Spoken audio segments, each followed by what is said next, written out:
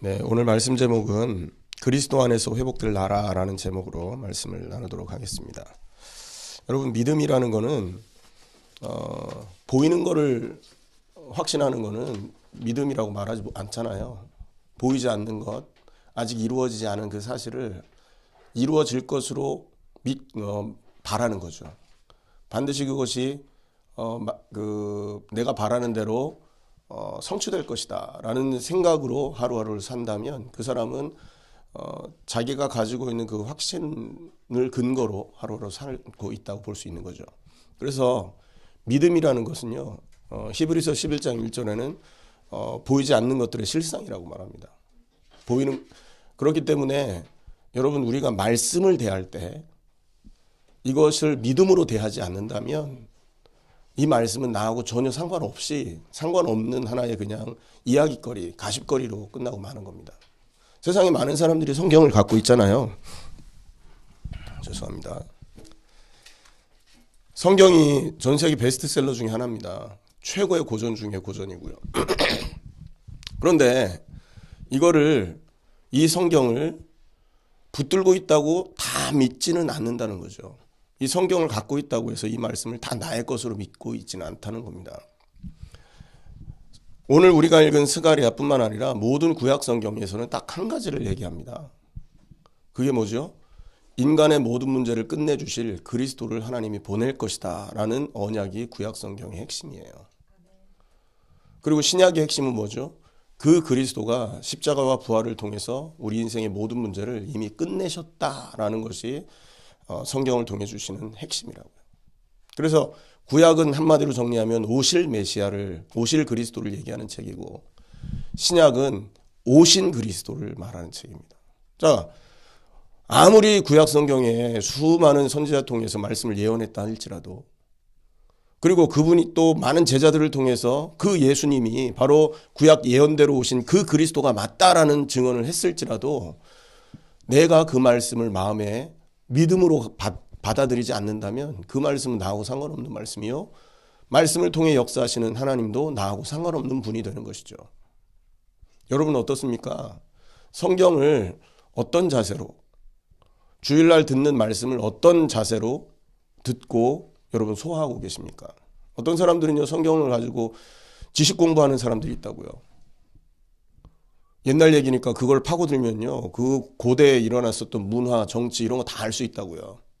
또 어떤 사람은 이걸 가지고 경제 공부하는 사람이 있습니다. 경제 원리를 찾기도 하고 율법을 공부하는 근거로 쓰기도 하고. 여러분, 성경은 그런 책이 아니잖아요. 우리에게 구원을 주시는 책이지 않습니까? 누가 구원받냐? 성경을 통해서 예언한 그 핵심 그리스도를 정말 나의 구세주로, 나를 위해서 보내주신 구원자로 받아들일 수 있을 때 우리는 어떻게 되는 거예요? 성경을 통해 구원받게 되는 것입니다. 그래서 오늘 말씀 여러분 잘 들으시기 바랍니다. 분명히 여기 스가랴서에 나와 있는 이 말씀은 그 시대 사람들에게 주어졌던 예언입니다. 예언. 그 시대 사람들은 이 말씀을 듣고 아직 이루어지지 않은 아직 이렇게 실체로 나타나지 않은 그 말씀을 믿음으로 받아들였던 거예요.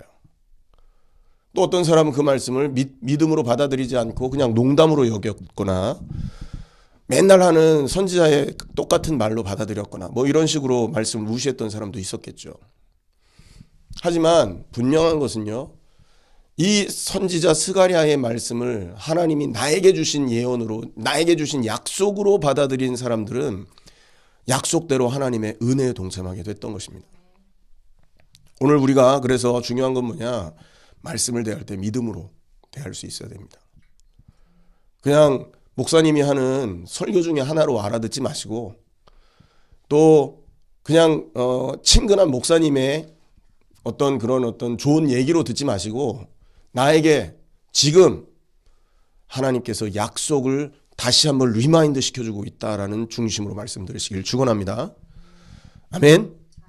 자, 오늘 본문에서 우리가 좀 살펴보면 중요한 그 내용들이 나옵니다. 그게 뭐냐? 16절부터 우리가 읽었잖아요. 14장 16절부터. 여기에 보면 그 두 가지의 그 큰 어떤 단락으로 나눠지고 있어요.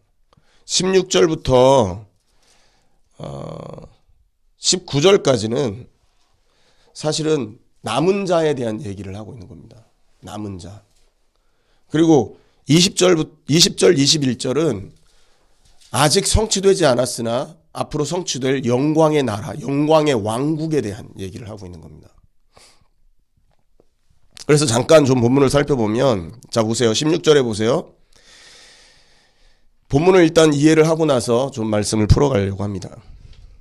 자, 예루살렘을 치러 왔던 이방 나라들 중에 남은 자가 해마다 올라와서 그 왕 만군의 여호와께 경배하며 초막절을 지킬 것이다.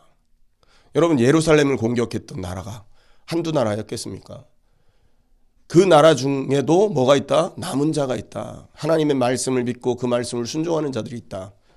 마치 여러분 이스라엘 사람들이 애굽에서 출애굽을 할 때 애굽 사람 중에서도 여호와의 그 언약을 잡고 이렇게 그 유월절 피 바르고 이렇게 구원받았던 이 애굽 사람들도 있었잖아요. 앞으로 로마가 됐든 뭐 마게도냐가 됐든 뭐 어느 그리스가 됐든 유럽 전역에 또 전 세계에 어느 나라가 됐든 간에 하나님을 배반하고 하나님 앞에 대적했던 그 나라 사람들 중에서도 하나님이 어떤 사람을 준비했다? 이 언약을 믿고 하나님 말씀을 따를 자를 준비했다라는 겁니다. 자, 그 사람들이 하는 일은 뭡니까? 만군의 여호와께 경배하며 초막절을 지킬 것이다. 원수된 자리에서 돌이켜서 하나님을 예배하고 하나님을 경배하는 자리에 서게 된다는 것입니다. 여기서 초막절을 언급했잖아요. 여러분, 유대 절기 중에는 반드시 남자가 1년에 3번 하나님께 나와야 되는 절기가 있잖아요. 유월절, 맥추절, 그 다음에 수장절, 초막절이라고도 하죠. 이 수장절이 초막절이지 않습니까? 이 3가지 절기, 그리고 나머지 그 중간중간에 또 뭐가 있습니까? 언급하지 않은 다른 절기들이 있습니다. 그래서 7대 절기라고 하는데 이 3가지 절기가 이스라엘에서 가장 큰 절기입니다. 그 중에 왜 하필 초막절을 얘기했을까를 많은 사람들이 이제 궁금해 한단 말이에요. 유월절도 있고, 맥추절도 있고, 초막절 있는데 하필 초막절이냐. 이 초막절은 뭐냐 하면, 그 의미를 살펴보면요. 추수를 의미하는 거잖아요. 곡간에 드리는 절기지 않습니까? 그것을 축하하는 절기라고요. 그죠? 영적으로 보면 영원한 안식. 이 땅에서 고생하던 사람들이 하나님의 언약 때문에 핍박받던 그 알곡들이 마지막 날에 영원한 안식을 하나님의 나라에서 이렇게 취하게 되고 또 영원한 안식과 함께 새 출발을 할 수 있다는 그 소망을 말하는 절기거든요. 영원한 안식과 하늘나라에서 새 출발의 소망. 그렇기 때문에 이게 마지막 이 영광의 나라를 얘기하고 있는 스가랴의 입을 통해 하나님이 이 초막절을 언급했다라고들 신학자들이 말을 합니다. 그래서 이 초막절은 이 땅에서의 장막을 벗어버리고 영원한 영광의 나라에 들어가는 상징 의미이기도 하고요. 또 이 초막절에 동참할 수 있는 사람은 누구를 통해서만 동참할 수 있냐면 그리스도 예수를 통해서만 동참하게 되는 거지 않습니까? 구약에서는 오실 메시아를 통해서만 이 초막절, 수장절에 축복 속으로 들어가게 되는 거였거든요. 그럼 신약에서는 그 그리스도가 예수님이시니까 그 예수님의 십자가와 부활을 통해서만 초막절에 들어가게 되는 겁니다. 다시 말하면 유월절과 맥추절과 이 초막절이 그리스도를 통해서 완성되는데 그리스도를 통해서 완성된 마지막 절기 초막절을 사람들이 지키러 올라오게 될 것이다. 그 말을 하고 있잖아요. 그러니까 뭡니까? 모든 나라에서 하나님의 말씀을 순종하고 유월절 피를 통해 구원받고 성령의 인도 따라서 마지막 초막절에 절기에 올라와 하나님 예배할 사람들을 하나님이 준비하실 것이다. 이 얘기를 지금 언급하고 계시는 것입니다. 그래서 17절에 보면 땅에 있는 족속들 중에 그 왕 만군의 여호와께 경배하러 예루살렘에 올라오지 아니하는 자들에게는 비를 내리지 아니하실 것인즉 만일 애굽 족속이 올라오지 아니할 때에 비 내림이 있지 아니하리니 여호와께서 초막절을 지키러 올라오지 아니하는 이방 나라들의 사람을 치시는 재앙을 그들에게 내리실 것이라. 그러니까 남겨진 자는 하나님 앞에 예배하고 하나님을 높이고 하나님을 찬양하고 그리스도 예수를 통해 거듭난 삶을 살게 되는 겁니다. 그 사람을 보고 남은 자라고 하는 것입니다. 그런데 그렇지 않은 사람들은 어떻게 돼요? 하나님의 재앙을 받게 된다고요. 여러분, 애굽에서 이 그 농사와 농경과 목축의 가장 중요한 이 강이 있어요. 그걸 생명의 젖줄이라고 그러는데 그게 뭐 어느 강입니까? 나일강이잖아요. 그 애굽 땅에 비가 그치기 때문에 나일강이 말라버리는 겁니다. 비가 그친다라는 건 애굽의 비가 그친다는 건 뭐예요? 그죠? 모든 생명의 근원이 끊어지고 더 이상 이 땅에서도 하나님의 축복, 풍요를 누리지 못하게 될 것이다 라는 말을 하고 있는 겁니다. 예언입니다. 예언. 지금 일어나진 않았습니다. 이 일이. 이 스가랴 시대에는. 하지만 스가랴를 통해 그 시대 사람들에게 경계의 말씀을 전하고 있는 거고요. 그 경계의 말씀을 우리가 오늘 듣고 있는 겁니다. 그렇다면 우리가 이 경계의 말씀 앞에서 어떤 마음으로 어떤 자세로 이 말씀을 받아야 되며 어떤 믿음을 가지고 하나님의 말씀을 쫓아가야 되나 깊이 생각할 수 있는 그런 시간이 되어야 되는 줄 믿습니다. 그리고요 19절에 애굽 사람이나 이방 나라 사람이나 초막절을 지키러 올라오지 아니하는 자가 받을 벌이 그러하니라. 자, 여기 이게 이제 남은 자에 대한 얘기입니다. 남은 자는 뭐예요? 그리스도의 그 언약으로 초막절에 참여할 수 있는 자. 여러분, 초막절에 참여할 수 있는 자격자는 유월절을 통과해야 돼요. 맞죠? 초막절에 참여할 수 있는 자는 피 의미를 알아야 되는 겁니다. 그리고 맥추절, 하나님의 약속 따라서 성령의 인도를 받을 수 있는 사람이 초막절로 들어가는 거잖아요. 맞죠? 남은 자는 그래서 어떤 사람이냐? 그리스도의 십자가와 부활. 그 부활과 함께 성령의 역사와 성령의 인도 따라서 하루하루를 살고 있는 그 사람들을 보고 남은 자라고 하는 것입니다. 여기에서 여러분 모든 기준이 다 달라집니다. 옛날에 우리는 이 남은 자를 영어로 뭐 렘넌트다 하면서 얘기했잖아요. 교회 다니는 어떤 단체에 속한 부모들을 두고 있는 자녀를 렘넌트라고 말하는 게 아니라니까요. 부모든 자녀든 노인이든 그 높은 자리에 있든 상관없이 그 사람들의 마음속에 정말로 십자가를 제대로 믿고 부활을 믿는 그 믿음으로 살고 있다면 그 사람이 남은 자가 되는 것입니다.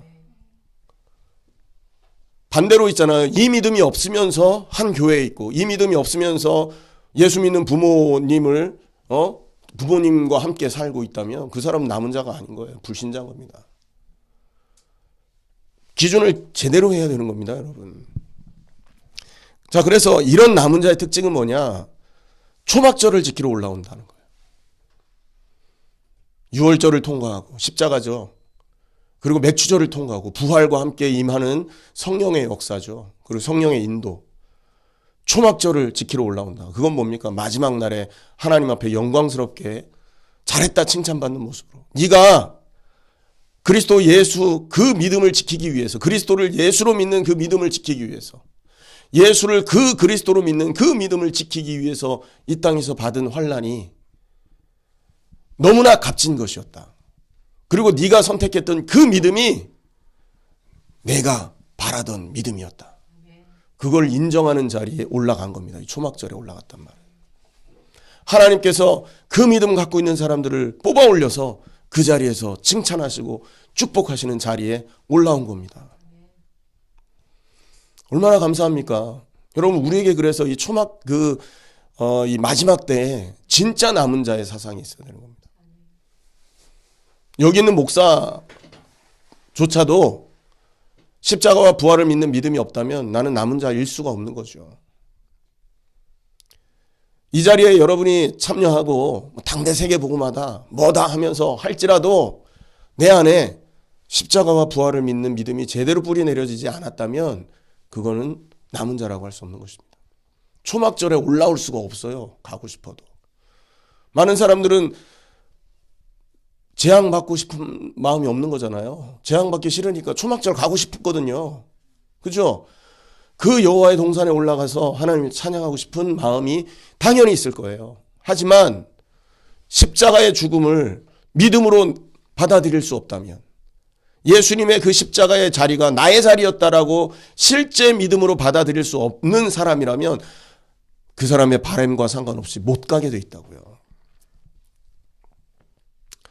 6월절 어린 양의 피를 통과하지 않으면 안 되게 돼 있는 겁니다, 여러분.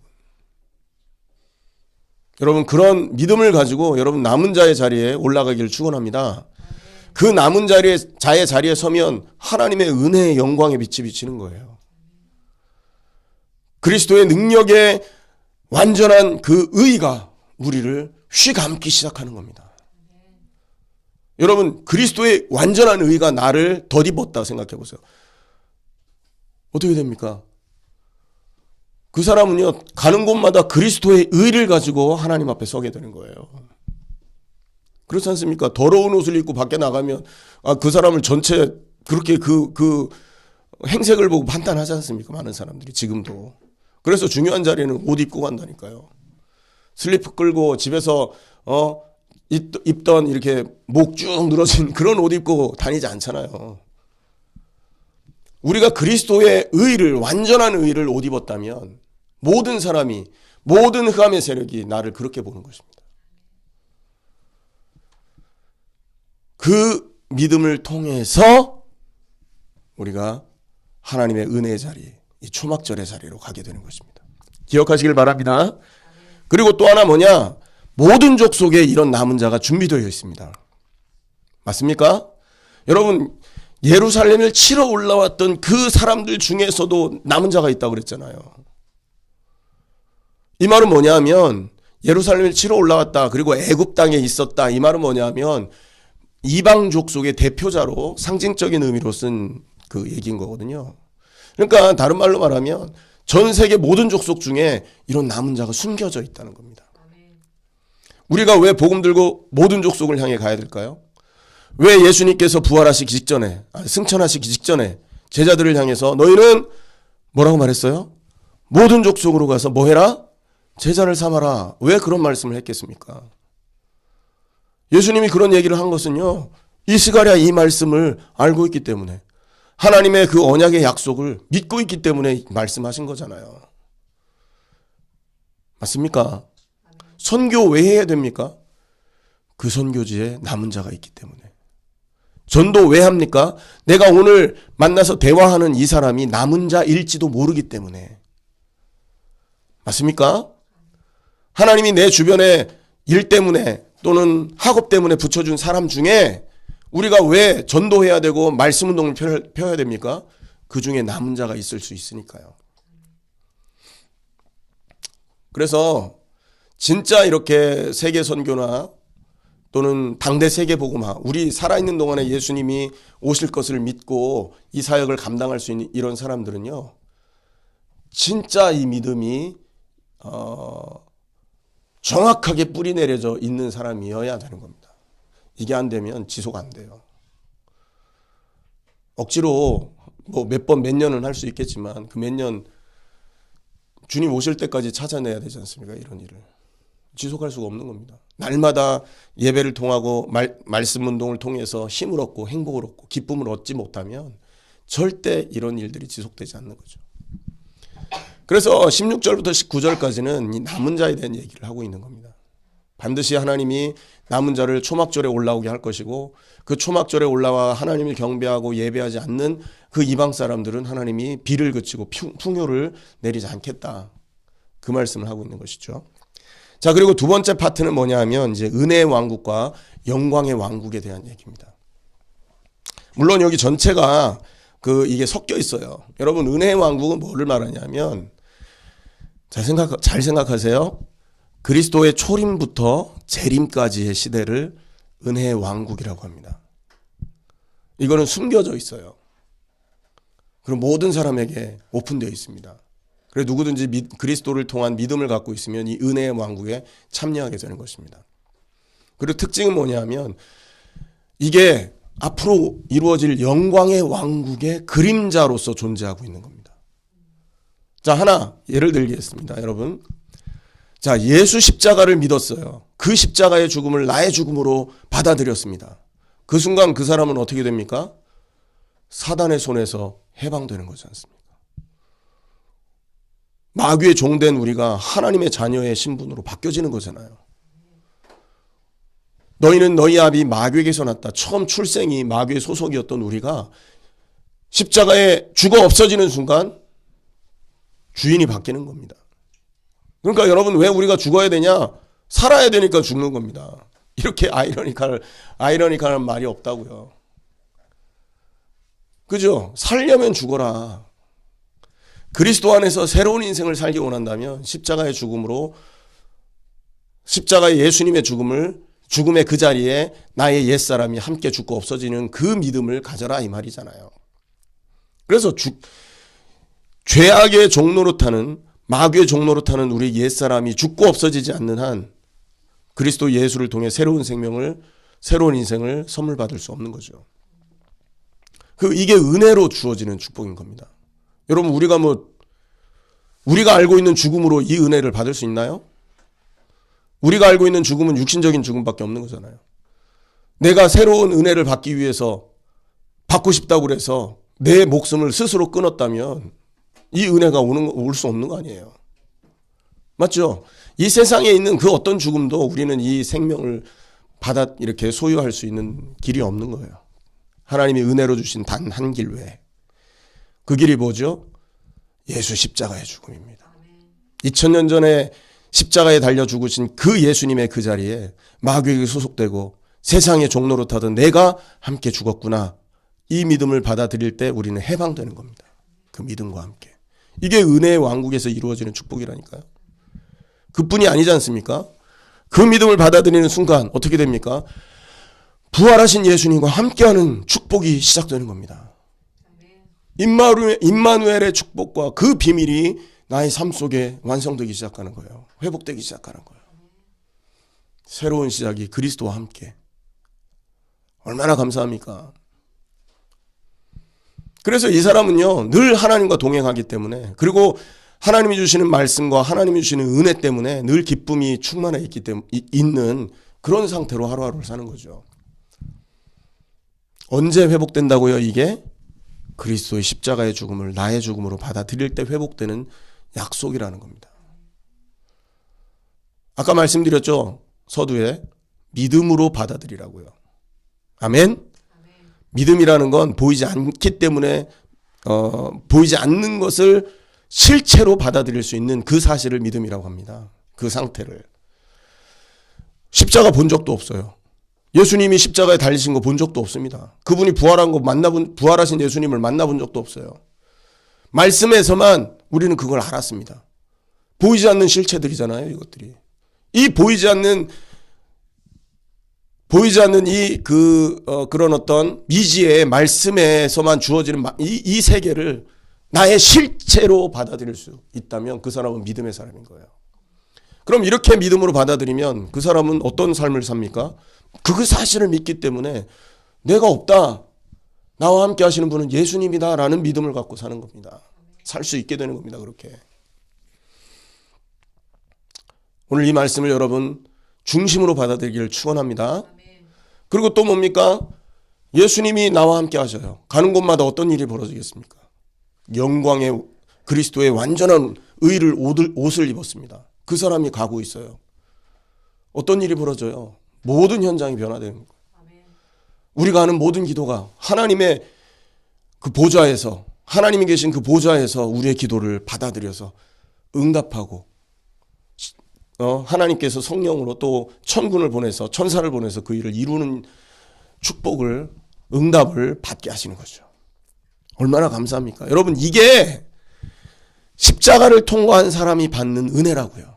근데 이게 영광의 나라에 들어가면 어떻게 되는 줄 아십니까? 은혜의 나라에서는 이것이 숨겨져 있다고요. 그죠? 이 사람이 그리스도로 옷 입었는지 뭘로 옷 입었는지 보이지가 않아. 단지 그냥 이 사람이 착하고 다른 사람들하고 다르다 느껴질 뿐이에요. 그리고 이 사람이 늘 기도를 하는 모습을 보니까 늘 성령 충만한 것처럼 보일 뿐이지 실제 막 이렇게 눈앞에 나타난 막 성령의 역사가 성령이 그 사람 앞에 막 드러나지고 이러는 건 아니잖아요. 그게 은혜의 나라의 특징이란 말이에요. 그런데 이게 어떻게 됩니까? 영광의 나라로 다 그리스도 재림 이후에 영광의 나라, 영광의 왕국으로 딱 들어갔을 때 은혜의 왕국에서 이루어졌던 이 모든 은혜가 실체로 나타나는 거예요. 맞죠? 하나님과 대면하여서 보게 되고 하나님의 말씀을 듣고 그 말씀을 즐거워하게 되고 날마다 하나님을 찬양하고 하나님을 높이는 이게 그 사람들 영광 왕국에 들어가 있는 사람들의 삶이 되는 것입니다. 그러니까 우리는요 이 나라에서 지금 보이지 않는다고 해서 은혜로 주신 그 말씀 은혜의 말씀으로 주신 이 축복을 소홀히 하면 되겠습니까? 안 되겠습니까? 믿는다면 이걸 소홀히 할 수 없어요. 왜? 영광의 왕국에서 완성될 걸 믿기 때문에. 안 믿으니까 소홀히 여기는 겁니다. 안 믿으니까 상관없이 사는 거예요. 자, 오늘 한번 본문해 보세요. 그러면 이 은혜의 나라와 영광의 나라가 이렇게 차이가 있을 때, 자, 20절에 뭐라고 말합니까? 그날에는 말방울에까지 여호와께 성결이라 기록될 것이다. 여러분 구약 성경에는 있잖아요. 이 여호와께 성결이라는 이 팻말이 누구한테 붙어져 있었죠? 제사장 모자에 붙어 있는 겁니다. 여호와께 성결이라는 게. 근데 이게 말방울한테까지 붙어버렸대요. 자, 구약에는 있잖아요. 제사장과 평민과도 엄연한 이 경계가 있었습니다.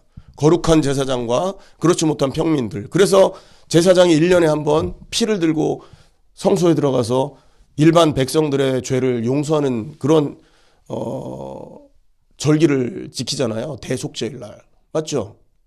그런데 이 나라는 어떤 나라냐? 말방울에까지. 아니 여러분 이 말은 어떤 존재냐면 스가랴 9장에 보면요. 하나님께서 예루살렘의 말을 꺾을 것이다 했단 말이에요. 그 말은 뭐냐면 전쟁에 쓰임받는 전쟁 도구였다고요. 그 사람 죽이는 데 쓰이는 동물이라니까요. 그런데 그게 제사장과 비기는 거예요. 그러니까 짐승과 제사장과의 격이 없어진 겁니다. 여러분 짐승과 거룩한 제사장과의 이 차이가 없어지는 상황이 왔다면 사람 사이에 이 차별이 있을 수 있겠습니까? 거룩함과 속되다함이 없는 겁니다. 이게 영광의 나라에서 이루어질 축복인 겁니다. 짐승하고 사람과의 구분도 없을 만큼 영광의 나라에서 이루어질 축복이라는 거예요. 이게. 그리고 보세요. 여호와의 전에 그 뒤에 보세요. 여호와의 전에 있는 모든 솥이 제단 앞 주발과 다름이 없을 것이다.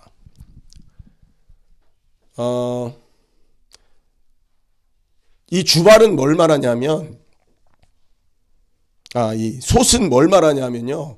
하나님의 제물을 삶는 하나님의 성전에서 쓰임받는 그거거든요. 이거 거룩한 물건이라는 겁니다. 피 뿌리고 피제사하고 그 피제사에 쓰임받았던 그것들을 삶아서 마지막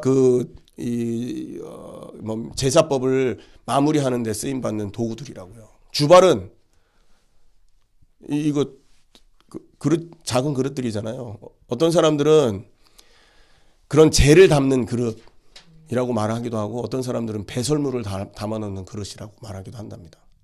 그러니까 한마디로 같은 얘기인 거예요. 제사장과 말과의 구분이 없어지는 것처럼 성전에서 쓰임받는 거룩한 그릇과 아주 하찮은 그릇과의 구분이 없어지는 것. 성과 속의 구분이 없어지는 사회가 올 것이다 라는 거죠. 이게 완전한 나라에서 영광의 나라에서 이루어질 축복이라는 거죠. 그래서 21절에도 똑같은 얘기를 하고 있습니다. 예루살렘과 유다 모든 솥이 만군의 여호와의 성물이 될 것인즉 제사에 드리는 자가 와서 이 솥을 가져다가 그것으로 고기를 삶으리라. 그날에는 만군의 여호와의 전에 가나안 사람이 다시 있지 아니하리라. 여러분 그러니까 이 솥이 여기서 가나안 사람은 뭘 말하냐 하면 이 이방 사람들을 말하겠죠. 그죠? 하나님의 그 언약에서 멀어졌던 그 사람들을 가나안 사람이라고 하는데 그 사람들이 없어질 것이다 그랬어요. 왜요? 초막절에 올라왔잖아요. 6월절 어린 양의 제사를 6월절 제사를 믿고 6월절 제사를 통과하고 매추절에 그 성령의 역사를 참여했던 그 사람들이 여러분 초막절에 올라와 있잖아요. 그 사람들이 영광의 나라로 들어갔지 않습니까? 그러니까 가나안 사람을 찾아볼 수 없는 겁니다. 거룩함과 속되다함이 없어지는 세계가 앞으로 그 영광의 나라, 예수님 재림 이후에 이루어질 나라가 되는 것이죠. 이게 완성되는 때가 그때입니다. 그렇다면 지금은 어떻습니까? 이게 숨겨져 있는 것입니다. 그래서 그리스도 안에서는요, 높음이나 낮음이 없는 거예요. 그래 초대교회 시대에 로마 시대에 분명히 집에서는 우리 집에 하인이에요. 근데 어떻게 하다가 이 주인이 예수를 믿고 교회를 가봤더니 우리 집에 내 발 닦아주는 하인이 장로가 돼 있네. 그 장로님 앞에 아이고 장로님 안녕하세요 인사를 해야 되는 거야. 이게 막 엉망이 되는 거죠 이게. 그래서 링컨이 노예제도 폐지한 그 일을 했지 않습니까? 그것도 사실은 이런 말씀에 근거했기 때문에 그런 일들이 시작될 수 있는 겁니다. 시작됐었던 것입니다. 여러분 또 거룩함과 속됨이 없잖아요. 옛날에 그랬습니다. 어떤 권사님이 목사님 단에 이렇게 이제 청소를 하러 올라가는데 막 집중기도 하고 두렵고 떨리는 마음으로 걸레를 들고 올라가고 닦고 그러더라고요. 난 옛날에 그런 줄 알았어. 그게 맞는 줄 알았어. 알고 보니까 그게 아니에요. 거룩함과 속됨의 경계가 없어진 겁니다. 여기는 하나님 말씀을 선포하는 자리지 구약처럼 그 휘장을 열고 들어가면 죽는 자리가 아니잖아요. 맞죠? 이런 모든 것들이 숨겨져 있는 거예요. 그래서 여러분 베드로전서 2장에 보면 어떤 말씀이 있습니까? 너희는 왕같은 족속이요 거룩한 나라요 왕이기도 하고 제사장이기도 하다 이렇게 말하지 않습니까? 여호와의 하나님의 말씀의 덕을 온 세상에 선포하기 위해서 부름받은 자들이다. 왕이기도 하고 제사장이기도 하고 선지자이기도 한 그런 상태가 바로 이 은혜의 왕국 시대에 숨겨져 있다는 거예요. 그럼 이런 축복이 누구에게 회복됩니까? 예수 그리스도를 믿는, 그래서 6월절에 동참하고 그리스도의 성령의 은혜로 변화받은 하나님의 남은 자들에게 이 축복이 임해진다는 거죠. 이게 은혜의 나라에 속해 있는 사람들에게 주어지는 축복인 거예요. 그러다가 예수님이 재림을 딱 하시면 이게 고스란히 드러나는 것입니다. 영광의 나라에서. 그래서 왕 같은, 제사장과 같은, 선지자와 같은 거룩한 모습으로 하나님 앞에 서고 모든 계급과 모든 차별을 초월하는 그런 상태로 변화가 되는 것입니다. 자, 오늘 말씀을 정리하도록 하겠습니다. 스가랴서가 오늘 이 14장을 마지막으로 마무리를 지는 거예요. 8장까지는 그리스도에 대한 예언, 그것이 상징적으로 이렇게 나타나고 있었죠. 환상으로 나타났잖아요. 9장부터는 이 메시아가 행하실 그 영광 일과 십자가와 부활을 통해 행하실 일과 그리고 앞으로 일어날 영광의 나라에 대한 그 환상을 정리하고 있었단 말이에요. 오늘 마지막이었습니다. 스가랴서가 14장 이 영광의 나라를 딱 얘기하면서 대단원의 막을 딱 내리고 있는 거예요. 우리에게 주는 메시지가 뭡니까? 우리는 이 시대에 지금 속해 있는 사람들이라는 겁니다. 우리가 예배 드리는 게 그냥 단순히 여기서 드려지는 예배로 끝나는 게 아니라는 거예요. 우리의 예배는 지금 그림자이기 때문에 저 영광의 나라에서 영광의 왕국에서 지속될 그 예배의 그림자이라는 거죠. 그 가치를 알고 예배해야 되는 겁니다. 이해되십니까? 그 가치를 알고 그 의미를 안다면 우리가 오늘 드리는 이 예배가 얼마나 행복한 일이고 얼마나 기쁜 일이 될 것입니까? 우리가 날마다 기도한단 말이에요. 이 기도가 그냥 억지로 내 문제를 해결하기 위한 그것 때문에 하는 그런 기도에 머물러서는 안 된다는 거죠. 우리의 기도는 뭡니까? 앞으로 예수님 재림 이후에 하나님과 동행하며 하나님과 교통하기 위한 그런 방편으로서 앞으로 기도가 완성될 것인데, 우리는 지금 그 완성될 그 하나님과의 교제를 누리고 있는 것입니다. 소홀히 여기면 되겠습니까, 여러분? 안 되는 것입니다. 찬양. 제가 오늘 목소리가 목이 아파 보니까 평상시 이렇게 뭡니까? 아무 문제 없이 이렇게 평상시의 삶이 얼마나 중요했던 것이냐를 알겠더라고요. 목소리 문제 없이 우리가 일상생활에 사용하잖아요. 그때는 감사함을 몰랐어. 근데 목이 아파 보니까 감사해요. 일상생활 자체가 축복이구나. 여러분, 우리가 몸 아프기 전에는 일상생활에 우리가 아무 문제 없이 이렇게 사는 게 감사 조건 아니잖아요. 저도 며칠 전에 허리가 아파봤거든요. 허리 아파 보니까 일상생활 허리 아픈 거 없이 사는 거 그 자체가 축복이더라. 이걸 깨닫겠더라고요. 여러분, 우리가 지금 일상생활을 통해서 하나님과의 관계, 이거를 놓치면 안 되는 겁니다. 그래서 정말로 일상생활에 주신 이 은혜, 평상시에 우리가 누리는 이 축복이 앞으로의 천국에서 완성되는 것입니다. 그래서 여러분, 기도와 예배와 그리스도 안에서 주어지는 이 언약의 이 축복이 우리의 삶을 통해서 낱낱이 확인되어야 되는 거예요. 의미를 알고. 맞습니까? 오늘 그리스도 안에서 회복될 나라라는 제목입니다. 우리는 지금 은혜 안에, 은혜의 왕국에 있기 때문에 이것이 숨겨져 있어서 그 가치를 잘 몰라요. 기도의 가치, 예배의 가치, 전도의 가치. 하지만 영광의 나라에서 이것이 완성된다라는 오늘 말씀을 근거로 우리가 그 말씀 앞에서 우리 일상생활에 평상시에 일어나고 있는 이 축복을 다시 한번 생각해 본다면 이것이 얼마나 큰 축복이었는가를 생각하게 되는 것입니다. 맞습니까? 십자가와 부활, 그 은혜를 믿는 믿음 안에서 승리하시는 여러분 되기를 예수님의 이름으로 축원합니다. 기도하겠습니다. 하나님 감사합니다.